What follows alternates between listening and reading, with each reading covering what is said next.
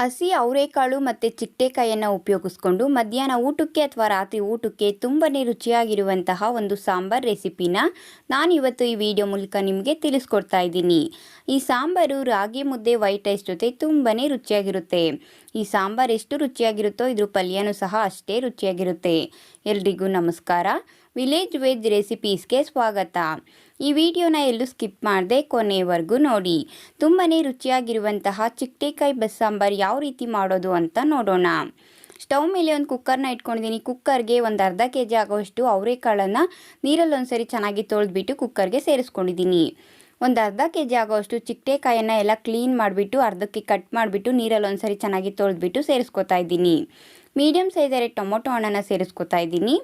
ಹಾಗೆ ರುಚಿಗೆ ತಕ್ಕಷ್ಟು ಉಪ್ಪನ್ನು ಸೇರಿಸ್ಕೊತಾ ಇದ್ದೀನಿ.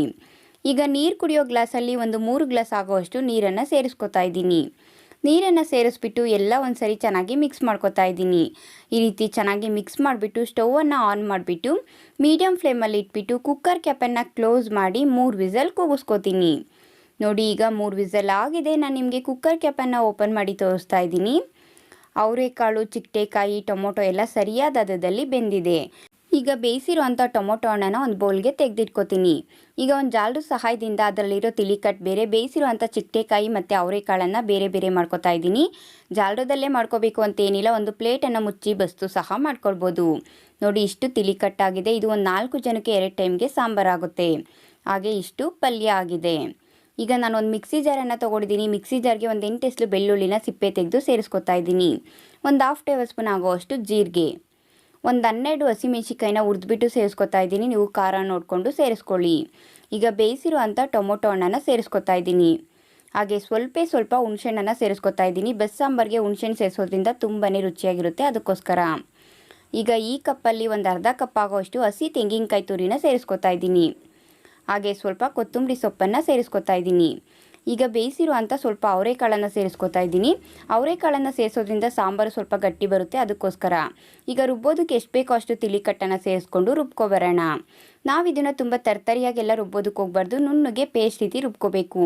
ಈ ರೀತಿ ನುಣ್ಣಗೆ ರುಬ್ಕೊಳ್ಳೋದ್ರಿಂದ ತಿಳಿ ಕಟ್ ಜೊತೆ ತುಂಬ ಚೆನ್ನಾಗಿ ಹೊಂದ್ಕೊಳ್ಳುತ್ತೆ. ಈಗ ಸ್ಟವ್ ಮೇಲೆ ಒಂದು ಪಾತ್ರೆನ ಇಟ್ಕೊಂಡಿದ್ದೀನಿ. ಪಾತ್ರೆಗೆ 1.5 ಟೇಬಲ್ ಸ್ಪೂನ್ ಆಗೋಷ್ಟು ಎಣ್ಣೆನ ಸೇರಿಸ್ಕೊತಾ ಇದ್ದೀನಿ. ಎಣ್ಣೆ ಸ್ವಲ್ಪ ಬಿಸಿ ಆದಮೇಲೆ ಸ್ವಲ್ಪ ಸಾಸಿವೆ, ಒಂದು 8 ಎಸಳು ಕರಿಬೇವು, 2 ಬ್ಯಾಡಗಿ ಮೆಣಸಿಕಾಯಿನ ಕಟ್ ಮಾಡಿ ಸೇರಿಸ್ಕೊತಾ ಇದ್ದೀನಿ. ಹಾಗೆ ಮೀಡಿಯಮ್ ಸೈಜ್ ಒಂದು ಚಿಕ್ಕ ಈರುಳ್ಳಿನ ಸ್ವಲ್ಪ ಸಣ್ಣದಾಗಿ ಕಟ್ ಮಾಡಿ ಸೇರಿಸ್ಕೊತಾ ಇದ್ದೀನಿ. ಈರುಳ್ಳಿ ಸ್ವಲ್ಪ ಕಲರ್ ಚೇಂಜ್ ಆಗಬೇಕು, ಆ ರೀತಿ ಫ್ರೈ ಮಾಡ್ಕೋಬೇಕು. ಮೀಡಿಯಮ್ ಫ್ಲೇಮಲ್ಲಿ ಇಟ್ಕೊಂಡು 1 ನಿಮಿಷ ಫ್ರೈ ಮಾಡ್ಕೊಂಡಿದ್ದೀನಿ. ನೋಡಿ, ಈರುಳ್ಳಿ ಸ್ವಲ್ಪ ಕಲರ್ ಚೇಂಜ್ ಆಗಿದೆ. ಇಷ್ಟು ಫ್ರೈ ಮಾಡಿಕೊಂಡ್ರೆ ಸಾಕು. ಈಗ ರುಬ್ಬಿರುವಂಥ ಖಾರನ ಸೇರಿಸ್ಕೊತಾ ಇದ್ದೀನಿ. ಖಾರನ ಸೇರಿಸ್ಬಿಟ್ಟು ಮಿಕ್ಸಿ ಜಾರ್ಗೆ ಮತ್ತು ಅದೇ ಬೌಲ್ಗೆ ಸ್ವಲ್ಪ ತಿಳಿ ಕಟ್ಟನ್ನು ಸೇರಿಸ್ಕೊಂಡು ಅದರಲ್ಲಿರೋ ಖಾರನೂ ಸೇರಿಸ್ಕೊತಾ ಇದ್ದೀನಿ. ಯಾವುದನ್ನು ವೇಸ್ಟ್ ಮಾಡಿಲ್ಲ. ಈಗ ಉಳಿದಿರುವಂಥ ತಿಳಿ ಕಟ್ಟನ್ನೆಲ್ಲ ಸೇರಿಸ್ಕೊತಾ ಇದ್ದೀನಿ. ಈಗ ಎಲ್ಲ ಒಂದ್ಸರಿ ಚೆನ್ನಾಗಿ ಮಿಕ್ಸ್ ಮಾಡ್ಕೊತಾ ಇದ್ದೀನಿ. ಈ ರೀತಿ ಚೆನ್ನಾಗಿ ಮಿಕ್ಸ್ ಮಾಡಿಬಿಟ್ಟು ಮೀಡಿಯಮ್ ಫ್ಲೇಮಲ್ಲಿ ಇಟ್ಬಿಟ್ಟು ಒಂದು ಕುದಿ ಬರಬೇಕು. ನೋಡಿ, ಈಗ ತುಂಬ ಚೆನ್ನಾಗಿ ಕುದೀತಾ ಇದೆ. ಈಗ ಸ್ಟವನ್ನು ಆಫ್ ಮಾಡಿಬಿಟ್ಟು ಸ್ವಲ್ಪ ಸಣ್ಣದಾಗಿ ಕಟ್ ಮಾಡಿರುವಂಥ ಕೊತ್ತಂಬರಿ ಸೊಪ್ಪನ್ನು ಸೇರಿಸ್ಕೊತಾ ಇದ್ದೀನಿ.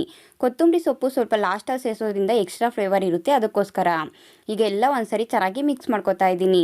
ಈ ರೀತಿ ಚೆನ್ನಾಗಿ ಮಿಕ್ಸ್ ಮಾಡಿಕೊಂಡ್ರೆ ತುಂಬಾ ರುಚಿಯಾಗಿರುವಂತಹ ಚಿಟ್ಟೆಕಾಯಿ ಬಸ್ಸಾಂಬಾರು ಸಿದ್ಧ ಆಗಿದೆ. ಈಗ ಪಲ್ಯ ಯಾವ ರೀತಿ ಮಾಡೋದು ಅಂತ ನೋಡೋಣ. ಸ್ಟವ್ ಮೇಲೆ ಒಂದು ಕುಕ್ಕರ್ನ ಇಟ್ಕೊಂಡಿದ್ದೀನಿ. ಕುಕ್ಕರ್ಗೆ 1.5 ಟೇಬಲ್ ಸ್ಪೂನ್ ಆಗೋಷ್ಟು ಎಣ್ಣೆನ ಸೇರಿಸ್ಕೊಂಡಿದ್ದೀನಿ. ಎಣ್ಣೆ ಸ್ವಲ್ಪ ಬಿಸಿ ಆದಮೇಲೆ ಸ್ವಲ್ಪ ಸಾಸಿವೆ, ಒಂದು 8 ಎಸಳು ಕರಿಬೇವು, ಒಂದು 4 ಹಸಿಮೆಣಸಿಕಾಯಿನ ಸ್ವಲ್ಪ ಸಣ್ಣದಾಗಿ ಕಟ್ ಮಾಡಿ ಸೇರಿಸ್ಕೊತಾ ಇದ್ದೀನಿ. ನೀವು ಖಾರ ನೋಡಿಕೊಂಡು ಸೇರಿಸ್ಕೊಳ್ಳಿ. ಮೀಡಿಯಮ್ ಸೈಜ್ 2 ಈರುಳ್ಳಿನ ಸ್ವಲ್ಪ ಸಣ್ಣದಾಗಿ ಕಟ್ ಮಾಡಿ ಸೇರಿಸ್ಕೊತಾ ಇದ್ದೀನಿ. ಈರುಳ್ಳಿ, ಹಸಿಮೆಣಸಿಕಾಯಿ ಸ್ವಲ್ಪ ಸಾಫ್ಟ್ ಆಗಬೇಕು, ಆ ರೀತಿ ಫ್ರೈ ಮಾಡ್ಕೋಬೇಕು. ಮೀಡಿಯಮ್ ಫ್ಲೇಮಲ್ಲಿ ಇಟ್ಕೊಂಡು 1 ನಿಮಿಷ ಫ್ರೈ ಮಾಡ್ಕೊಂಡಿದ್ದೀನಿ. ನೋಡಿ, ಈರುಳ್ಳಿ ಸ್ವಲ್ಪ ಕಲರ್ ಚೇಂಜ್ ಆಗಿದೆ. ಇಷ್ಟು ಫ್ರೈ ಮಾಡಿಕೊಂಡ್ರೆ ಸಾಕು. ಈಗ ನಾನು ಬೇಯಿಸಿಟ್ಕೊಂಡಿದ್ನಲ್ವ ಚಿಟ್ಟೆಕಾಯಿ ಮತ್ತು ಅವರೆಕಾಯಿ, ಅದ್ರ ಪಲ್ಯನ ಸೇರಿಸ್ಕೊತಾ ಇದ್ದೀನಿ. ಹಾಗೆ ಈ ಕಪ್ಪಲ್ಲಿ 1 ಕಪ್ ಆಗೋಷ್ಟು ಹಸಿ ತೆಂಗಿನಕಾಯಿ ತುರಿನ ಸೇರಿಸ್ಕೊತಾ ಇದ್ದೀನಿ. ನೀವು ತೆಂಗಿನಕಾಯಿ ತುರಿ ಹೆಚ್ಚು ಕಡಿಮೆ ಸಹ ಮಾಡ್ಕೊಳ್ಬೋದು. ಸ್ವಲ್ಪ ಸಣ್ಣದಾಗಿ ಕಟ್ ಮಾಡಿರುವಂಥ ಕೊತ್ತಂಬರಿ ಸೊಪ್ಪನ್ನು ಸೇರಿಸ್ಕೊತಾ ಇದ್ದೀನಿ. ಈ ಕಪ್ಪಲ್ಲಿ ಒಂದು ಅರ್ಧ ಕಪ್ ಆಗೋಷ್ಟು ಕಡಲೆ ಬೀಜದ ಪುಡಿನ ಸೇರಿಸ್ಕೊತಾ ಇದ್ದೀನಿ. ಕಡಲೆ ಬೀಜನ ಹುರಿದ್ಬಿಟ್ಟು ಮೇಲೆ ಸಿಪ್ಪೆ ತೆಗೆದು ಸ್ವಲ್ಪ ತರ್ತರಿಯಾಗಿ ರುಬ್ಬಿಟ್ಕೊಂಡಿದೆ. ಈ ತರ್ತರಿಯಾಗಿ ರುಬ್ಬಿರುವಂಥ ಕಡಲೆ ಬೀಜದ ಪುಡಿನ ಸೇರಿಸ್ಕೊಂಡಿದ್ದೀನಿ. ಈ ಚಿಟ್ಟೆಕಾಯಿ ಪಲ್ಯಕ್ಕೆ ಕಡಲೆ ಬೀಜದ ಪುಡಿ ಸೇರಿಸೋದ್ರಿಂದ ತುಂಬಾ ರುಚಿಯಾಗಿರುತ್ತೆ, ಅದಕ್ಕೋಸ್ಕರ. ಈಗ ಲೋ ಫ್ಲೇಮಲ್ಲಿ ಇಟ್ಕೊಂಡು ಎಲ್ಲ ಒಂದ್ಸರಿ ಚೆನ್ನಾಗಿ ಮಿಕ್ಸ್ ಮಾಡ್ಕೊತಾ ಇದ್ದೀನಿ. ನಾವು ಸೇರಿಸಿರುವಂಥ ತೆಂಗಿನಕಾಯಿ ತುರಿ, ಕಡಲೆ ಬೀಜದ ಪುಡಿ, ಕೊತ್ತಂಬರಿ ಸೊಪ್ಪು ಎಲ್ಲ ಪಲ್ಯ ಜೊತೆ ಚೆನ್ನಾಗಿ ಹೊಂದ್ಕೋಬೇಕು. ಆ ರೀತಿ ಚೆನ್ನಾಗಿ ಮಿಕ್ಸ್ ಮಾಡ್ಕೋಬೇಕು. ಹೈ ಫ್ಲೇಮಲ್ಲೆಲ್ಲ ಮಾಡೋದಕ್ಕೆ ಹೋಗ್ಬಿಡಿ, ತಳ ಹಿಡಿದ್ಬಿಡುತ್ತೆ. ಆದಷ್ಟು ಲೋ ಫ್ಲೇಮಲ್ಲಿ 1 ನಿಮಿಷ ಫ್ರೈ ಮಾಡಿಕೊಂಡ್ರೆ ಸಾಕು. ತುಂಬಾ ರುಚಿಯಾಗಿರುವಂತಹ ಚಿಟ್ಟೆಕಾಯಿ ಪಲ್ಯ ಸಿದ್ಧ ಆಗಿದೆ. ಈ ಸಾಂಬಾರ್ ಮತ್ತು ಪಲ್ಯನ ನಾನು ಬಿಸಿ ರಾಗಿ ಮುದ್ದೆ ಜೊತೆ ಸರ್ವ್ ಮಾಡ್ಕೊತಾ ಇದ್ದೀನಿ. ರಾಗಿ ಮುದ್ದೆ ಜೊತೆ ಅಂತೂ ತುಂಬಾ ರುಚಿಯಾಗಿರುತ್ತೆ.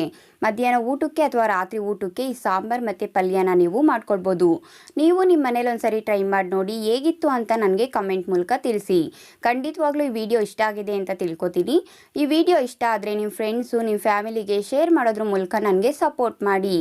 ಇನ್ನಷ್ಟು ಈಸಿ ಆ್ಯಂಡ್ ಟೇಸ್ಟಿ ರೆಸಿಪೀಸ್ಗಾಗಿ ನನ್ನ ಚಾನಲ್ನ ಸಬ್ಸ್ಕ್ರೈಬ್ ಮಾಡ್ಕೊಳ್ಳಿ. ನನ್ನ ಚಾನಲ್ನ ಸಬ್ಸ್ಕ್ರೈಬ್ ಮಾಡಿಕೊಂಡು ನನ್ನ ವಿಡಿಯೋ ನೋಡಿ ನನಗೆ ಸಪೋರ್ಟ್ ಮಾಡ್ತಾ ಇರುವಂಥ ಪ್ರತಿಯೊಬ್ಬರಿಗೂ ಥ್ಯಾಂಕ್ ಯು.